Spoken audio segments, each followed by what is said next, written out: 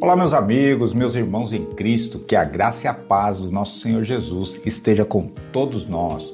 Para você que ainda não me conhece, eu sou seu irmão em Cristo, presbítero Marcos Souza, e hoje estamos dando continuidade à nossa leitura bíblica. Estamos já no capítulo 13 de Mateus, mas se por acaso você perdeu algum capítulo ou você está chegando agora no canal e não está entendendo muita coisa, não se preocupe que no final desse vídeo eu vou deixar a playlist para você que compõe todos os capítulos até aqui, tá bom? Então já vai deixando aí aquele like, se inscreve no nosso canal e principalmente compartilha esse vídeo com mais um. E também corre, pega a sua Bíblia, seu caderninho de anotação, não esqueça de fazer a oração sempre que você for iniciar qualquer leitura bíblica, faça uma oração para que o Espírito Santo te esclareça os textos que nós vamos ler, tá bom?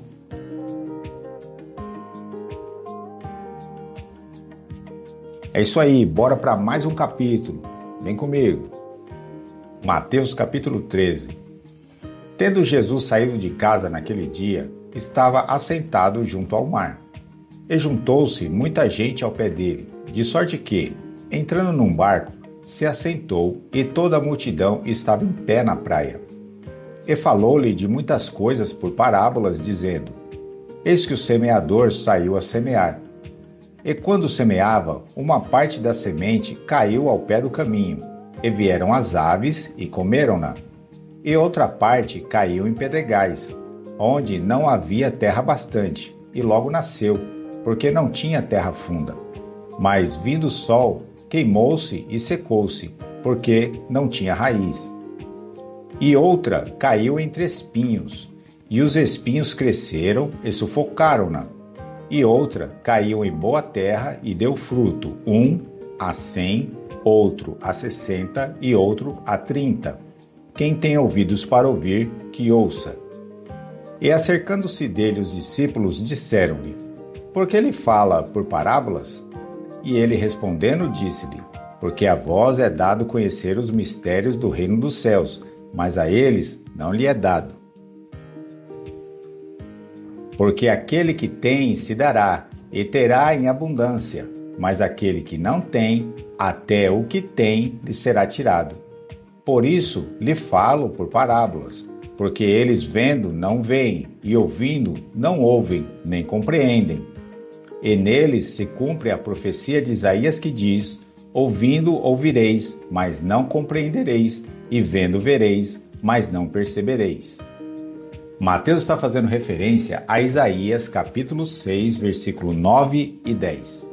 Mas por que Jesus afinal estaria fazendo isso para que eles não pudessem compreender e com isso não se convertessem? Isso nos dá margem para a teologia calvinista que diz que Deus salva somente aqueles que Ele quer. Mas será que é isso mesmo? Vamos ver essa resposta aí, verso 15. Porque o coração deste povo está endurecido, e ouviu de mau grado com seus ouvidos e fechou os olhos, para que não vejam com os olhos e ouçam com os ouvidos, e compreendam com o coração e se converta e eu os cure. Tá vendo aí a resposta? O coração daquele povo estava endurecido, e por mais que eles viessem a ouvir, até o ponto de chegar a se arrepender dos seus pecados, isso seria coisas momentâneas e não sinceras. Verso 16. Mas bem-aventurados os vossos olhos, porque veem, e os vossos ouvidos, porque ouvem. Porque em verdade vos digo que muitos profetas e justos desejaram ver o que vós vedes e não viram, e ouvir o que vós ouvis e não ouviram. Os discípulos de Jesus estavam sendo mais privilegiados do que os profetas do passado, porque os profetas eles ouviam a voz de Deus, mas os discípulos estavam na presença dele e aprendendo com ele. Versículo 18. Escutai vós, pois, a parábola do semeador. Ouvindo alguém a palavra do reino e não a entendendo, vem o maligno e arrebata o que foi semeado no seu coração. Este é o que foi semeado ao pé do caminho. Você está vendo aí a importância de se entender as Escrituras para que o inimigo não venha arrebatar o pouco que lhe foi semeado no seu coração? Aqui nós vemos a importância de ler e entender a Bíblia. Versículo 20. Porém, o que foi semeado em pedregais é o que ouve a palavra e logo a recebe com alegria, mas não tem raiz em si mesmo, antes é de pouca duração e, chegado a angústia e a perseguição por causa da palavra, logo se ofende. Aqui está a importância de estarmos estruturados na palavra, no jejum e nas orações, que nos dará força na tribulação, porque todos nós passaremos tribulações por causa da palavra de Deus. Verso 22. E o que foi semeado entre os espinhos é o que ouve a palavra, mas os cuidados deste mundo e a sedução das riquezas sufocam a palavra e fica infrutífera. A mesma questão daqueles que ouvem e não praticam a palavra de Deus. Mas o que foi semeado em boa terra é o que ouve e compreende a palavra e dá fruto. Um produz 100, outro 60 e outro 30. Para se saber quem está em boa terra, é aquele que ouviu, compreendeu e está dando frutos para o reino de Deus. Verso 24. Propôs-lhe outra parábola dizendo: o reino dos céus é semelhante ao homem que semeia boa terra no seu campo. Mas dormindo os homens, veio o seu inimigo e semeou o joio no meio do trigo e retirou-se. E quando a erva cresceu e frutificou, apareceu também o joio. E os servos do pai de família, indo ter com ele, disseram-lhe: Senhor, não semeaste tu no teu campo boa semente? Por que tem então o joio? E ele lhes disse: um inimigo é quem fez isso. E os servos lhe disseram: queres, pois, que vamos arrancá-lo?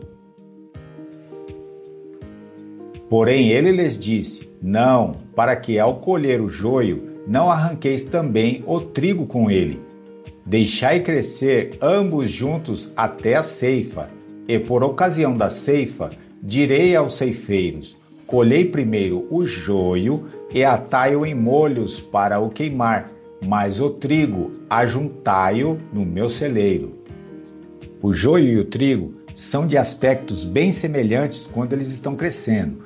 Porém, a raiz do joio ela começa a entrelaçar no meio da raiz do trigo. É por isso que ele está dizendo que não se deve arrancar o joio, porque senão o trigo vai vir junto e os dois morrerão. O importante é sabermos que sempre haverá o joio no meio do trigo, mas o trigo nunca será joio por causa disso. Versículo 31.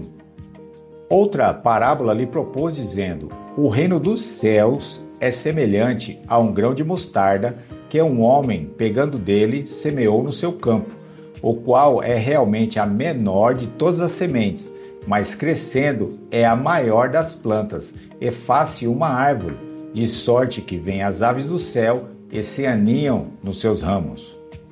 Hoje nós sabemos que o grão de mostarda não é a menor das sementes, mas Jesus estava dizendo aos seus discípulos o que eles eram capazes de compreender naquela época. E a mostarda, ela é uma hortaliça e não uma árvore, mas o tamanho que ela atinge dentro de uma horta passa a ser a maior de todas. Então Jesus está dizendo que o reino dos céus é aqui na terra, aonde ele começa pequeno e se tornará grande. Verso 33.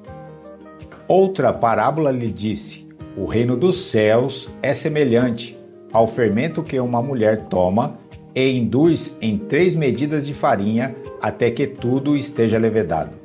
A mesma explicação do verso anterior, aonde o reino iria crescer, e nós vemos hoje a proporção que esse reino se tornou. Verso 34. Tudo isso disse Jesus por parábolas à multidão, e nada lhes falava sem parábolas, para que se cumprisse o que fora dito pelo profeta que disse: abrirei em parábolas a boca, publicarei coisas ocultas desde a criação do mundo. Essa referência você encontra ali em Salmos 78, versículo 2. Então, tendo despedido a multidão, foi Jesus para casa, e chegaram ao pé dele os seus discípulos, dizendo: Explica-nos a parábola do joio do campo. E ele, respondendo, disse-lhes: O que semeia a boa semente é o Filho do homem. O campo é o mundo, a boa semente são os filhos do reino, e o joio são os filhos do maligno. Percebe aqui Jesus explicando que o joio é o mundo e não a igreja, onde muitos hoje dizem que o joio está no meio da igreja? Versículo 39. O inimigo que semeou é o diabo, e a ceifa é o fim do mundo, e os ceifeiros são os anjos. Assim como o joio é colhido e queimado no fogo, assim será a consumação deste mundo. Mandará o Filho do Homem os seus anjos, e eles colherão do seu reino tudo o que causa escândalo e os que cometem iniquidade. E lançá-los-ão na fornalha de fogo. Ali haverá pranto e ranger de dentes. Então os justos resplandecerão como o sol no reino de seu Pai. Quem tem ouvidos para ouvir, que ouça. Jesus diz aqui no verso 40 que o mundo será destruído pelo fogo, assim também como a carta de 2 Pedro, capítulo 3, verso 7, diz a mesma coisa. Já Paulo, na carta aos Romanos, capítulo 8, verso 19, diz que toda a criação aguarda por esse dia. Portanto, há de se convir que toda a terra será purificada pelo fogo, assim como nós vemos aquilo que está escrito ali no livro de Números, capítulo 31, verso 22. Com isso, teremos novos céus e nova terra, porque a primeira já passou pela purificação da maldição humana.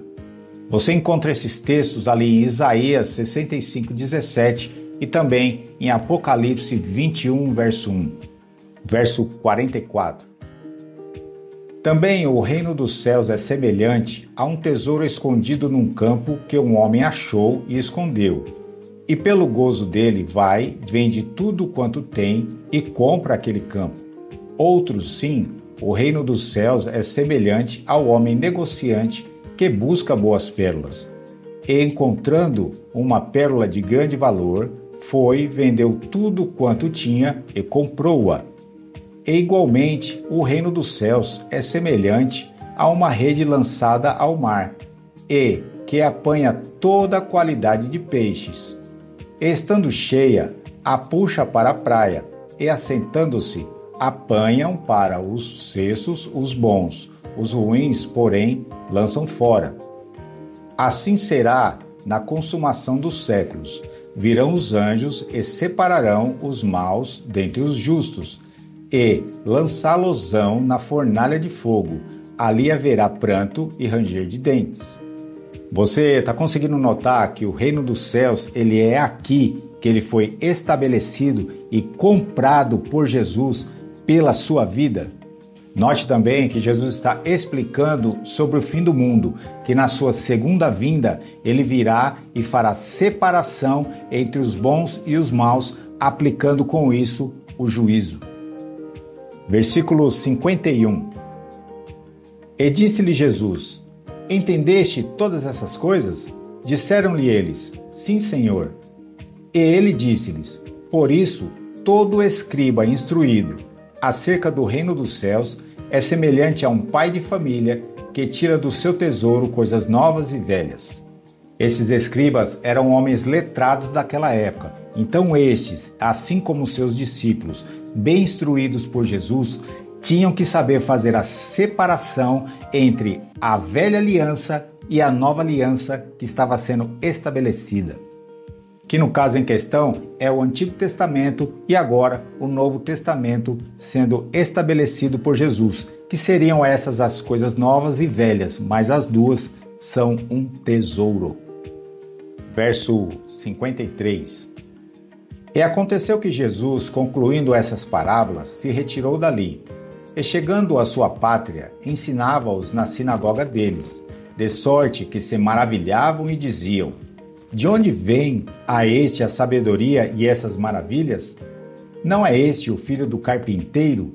E não se chama sua mãe Maria, e seus irmãos Tiago, e José, e Simão, e Judas? E não estão entre nós todas as suas irmãs? De onde lhe veio, pois, tudo isso? Escandalizavam-se nele. Jesus, porém, lhes disse: não há profeta sem honra, a não ser na sua pátria e na sua casa.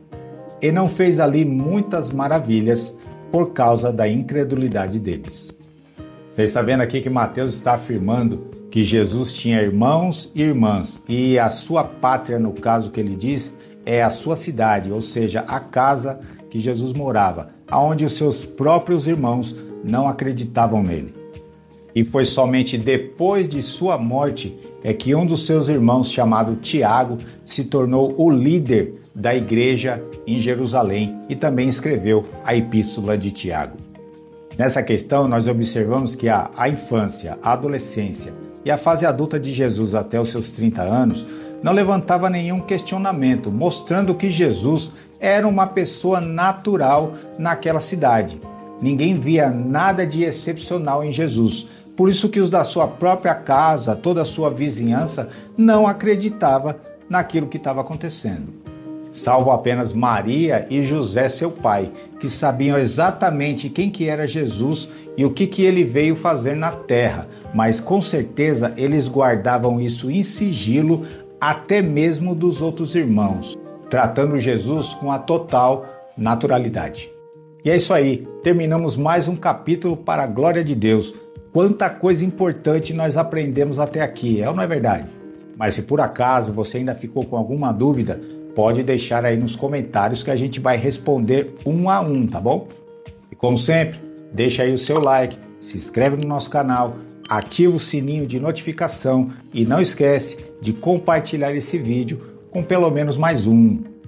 E como prometido, eu vou deixar para você agora a playlist que compõe todos os capítulos até aqui, que você vai poder ver e rever quantas vezes você quiser. A playlist é essa que está aparecendo aqui, ó. E esse aqui é o capítulo anterior a esse que nós aprendemos agora. Tá combinado? Então fique com Deus, um forte abraço e te espero, hein, no próximo capítulo.